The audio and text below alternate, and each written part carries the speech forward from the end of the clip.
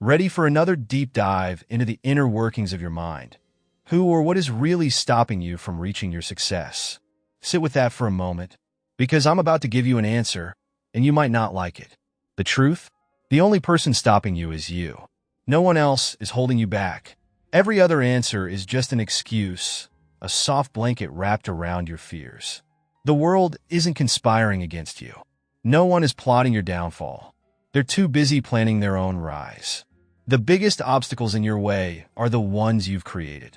We've looked at the top reasons people give for not achieving their goals, and guess what? When you pull back the curtain, it's always the same answer. It's never external factors. It always starts and stops with you. One of the biggest culprits? Procrastination.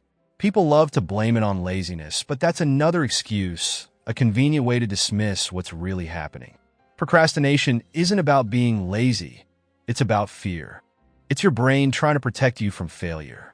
Every time you delay, you're avoiding negative feelings like boredom, anxiety, insecurity, frustration, and self-doubt.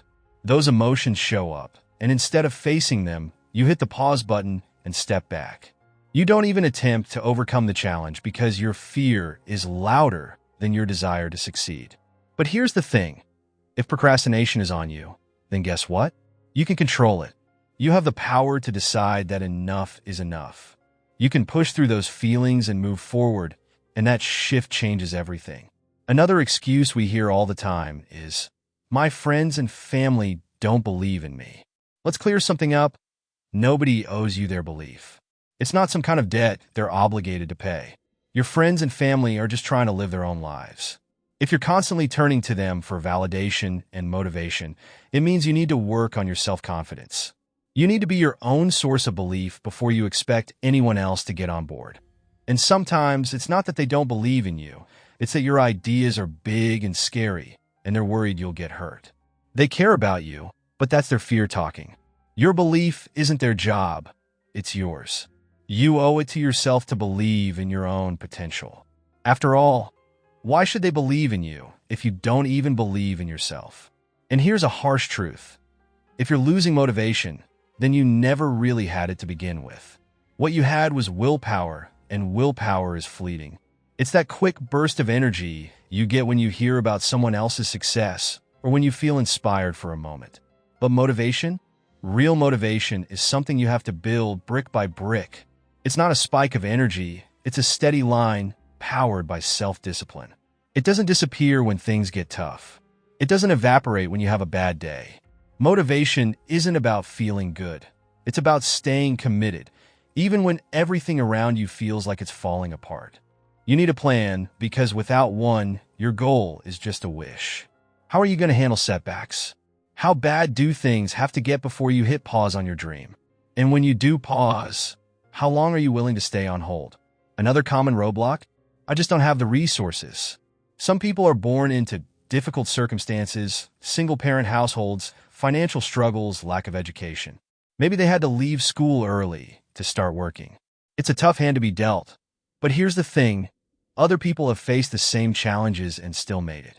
Millionaires who started with nothing, billionaires who grew up in poverty. The person you envy driving that luxury car might not have started off rich. They could have been the kid who had to leave school at 16 to get a job. And if they could do it, so can you. It won't be easy. It never is. But blaming your circumstances won't get you anywhere. You can't just wait for someone to save you. You are your own safety net. Look, nobody is going to come and drag you to success. The excuses, the self-doubt, the fear, they're all part of the blame game. And playing the blame game is a guaranteed way to get stuck. If you keep telling yourself that your environment or your circumstances are the problem, you'll never find your way out.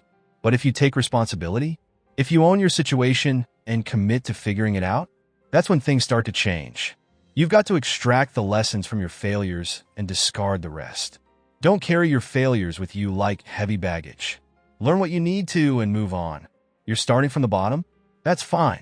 Every success story starts there. It's not about where you begin, it's about where you're going and how you're getting there. Winners and losers often have the same goals. The difference is, winners take responsibility for their failures and keep pushing forward, while losers stay stuck in the blame game. So, Which one are you going to be? Are you going to let fear and excuses stand in your way? Or are you going to own your life and keep moving forward, no matter what?